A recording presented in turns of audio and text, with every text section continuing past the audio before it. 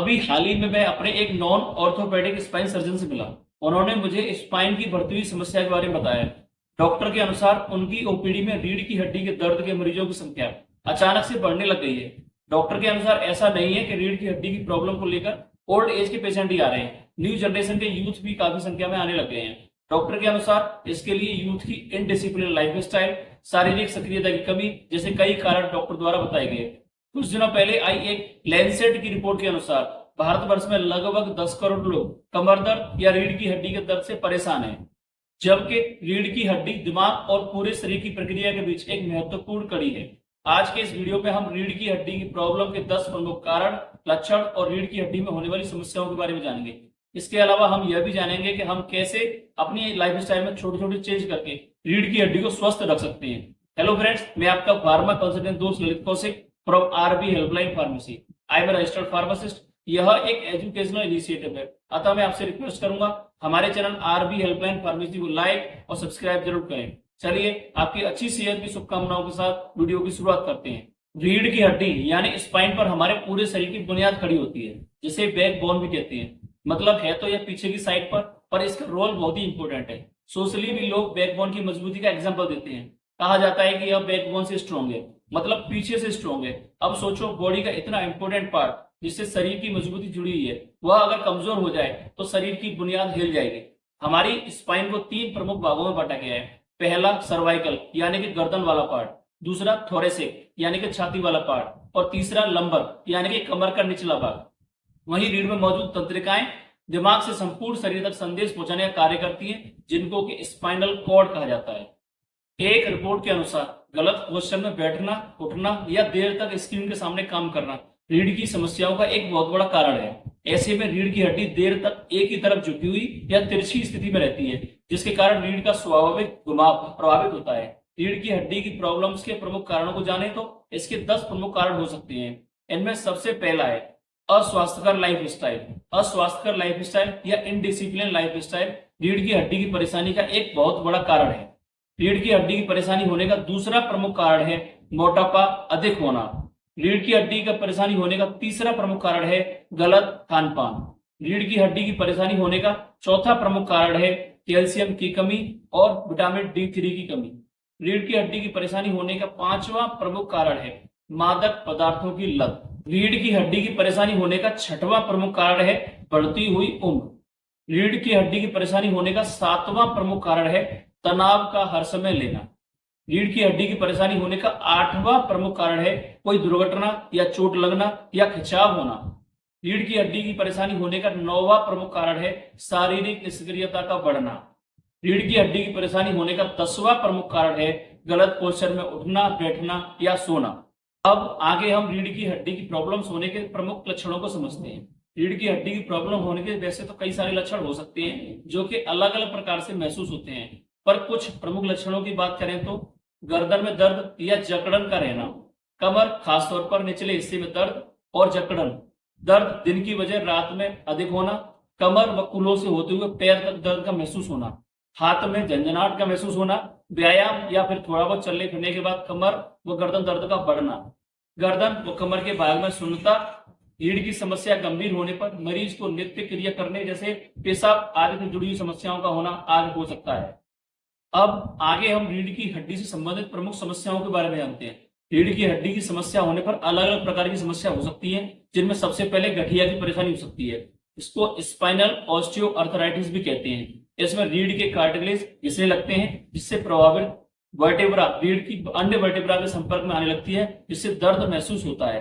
फिलहाल इसका उपचार नहीं है, पर कुछ विकल्पों से दर्द व स्थिति को गंभीर होने से रोक सकते हैं।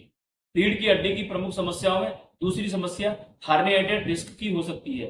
हमारी रीढ़ की प्रत्येक वर्टेब्रा के बीच एक डिस्क होती है, जिसकी वजह से वर्टेब्रा आपस में टकराती नहीं है। कई कारणों से डिस्क क्षतिग्रस्त हो जाती है, जिससे तेज दर्द होता है। इसी को हार्निएटेड डिस्क कहा जाता है। रीढ़ की हड्डी की प्रमुख समस्याओं में तीसरी समस्या साइटिका का पेन हो सकता है। रीढ़ की हड्डी की यह समस्या शरीर की सबसे लंबी नस साइटिका से जुड़ी हुई होती है। साइटिका का दर्द कमर के निचले हिस्से से शुरू होकर पैरों तक जाता है।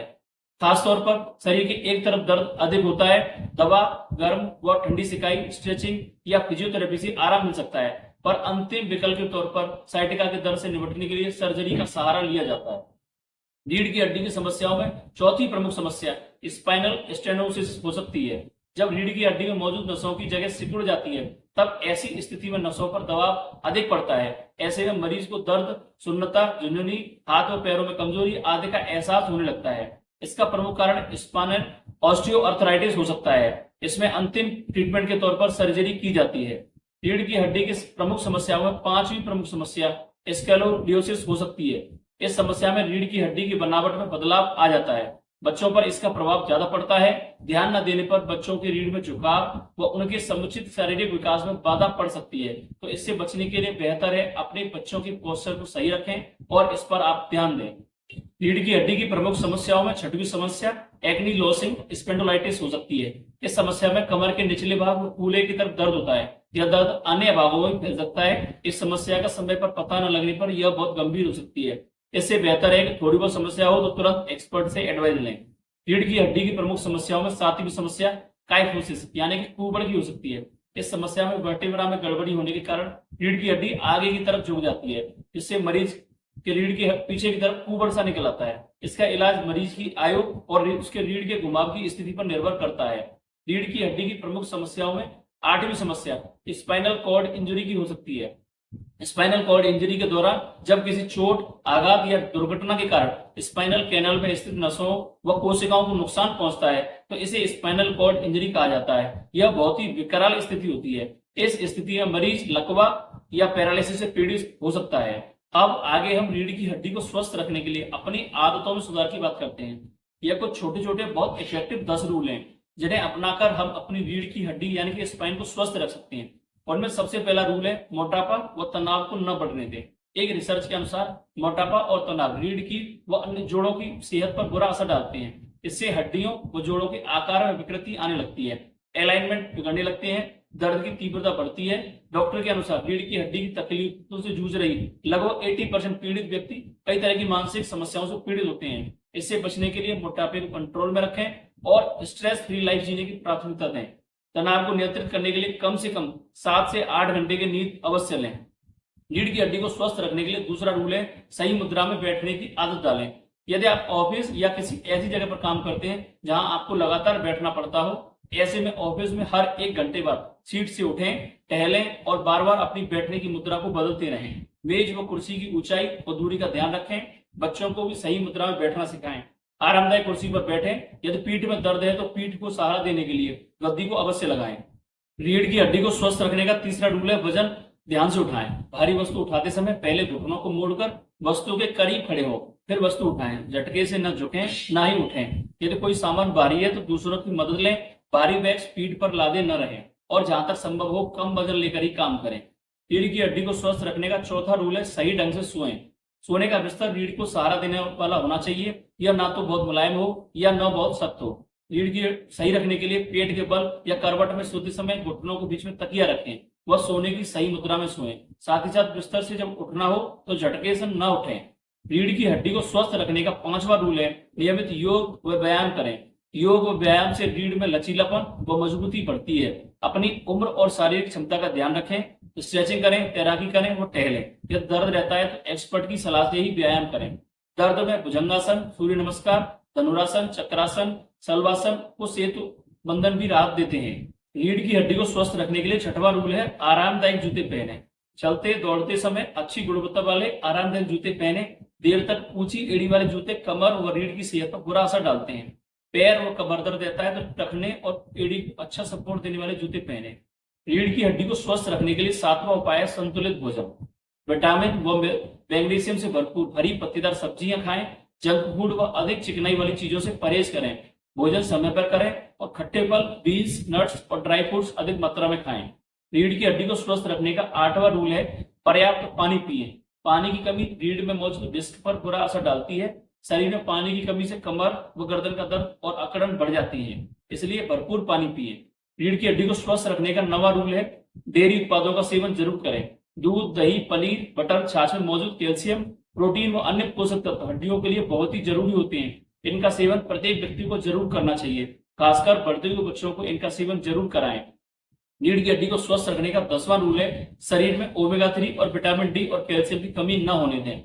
शरीर में ओमेगा 3, विटामिन डी और कैल्शियम की कमी तंत्रिका तंत्र पर बुरा असर डालते हैं। इसके लिए सूरज की रोशनी व धूप के अलावा अखरोट, मछली के तेल का सेवन फायदे पहुंचाता है। और अगर ज्यादा कमी है तो एक्सपर्ट की एडवाइस से सप्लीमेंट का सेवन भी आप कर सकते हैं। अब आगे हम रीढ़ की हड्डी से इलाज के बारे में जानते हैं। अगर आपकी गर्दन व कमर दर्द को 10 से 15 दिन से अधिक हो गए हैं, रीढ़ की हड्डी के आसपास दर्द है और आप सामान्य व्यायाम और प्रारंभिक ट्रीटमेंट जैसे दर्द से राहत देने के लिए ठंडा पानी से सिकाई, सूजन को कम करने के लिए गर्म पानी से सिकाई आदि से राहत नहीं मिल रही है तो आपको डॉक्टर से मिलना चाहिए। डॉक्टर आपकी रीढ़ की हड्डी से जुड़ी समस्या, कमर व गर्दन के पुराने दर्द के लिए अलग अलग इलाज की प्रक्रियाएं बोल सकती हैं। इसमें कि प्राइमरी ट्रीटमेंट या फिजियोथेरेपी से आपको शुरुआत में आराम मिल सकता है, बाकी यह डिसीजन आप अपने एक्सपर्ट को ही करने दें, जिससे वो कुछ इन्वेस्टिगेशन कराकर दर्द की गंभीरता को समझ सकते हैं। तो आखिर में फ्रेंड्स, मैं उम्मीद करता हूँ रीढ़ की हड्डी से संबंधित जो भी जानकारी हमने आप तक पहुंचाई है वो आपको वैल्यूएबल लगी होगी। फिर भी आपका कोई सवाल है उसे कमेंट सेक्शन में जाकर ले सकते हैं, मैं उनका जवाब जल्द से जल्द देने की कोशिश करूंगा। अगर आप नए हैं और अपनी हेल्थ को लेकर कॉन्शियस है तो हमारे चैनल आरबी हेल्पलाइन फार्मेसी को लाइक और सब्सक्राइब जरूर करें। ओके फ्रेंड्स, फिर मिलते हैं ऐसे ही किसी नॉलेज वाली वीडियो के साथ। Till that, stay blessed, stay fit and stay inspired. Thank you.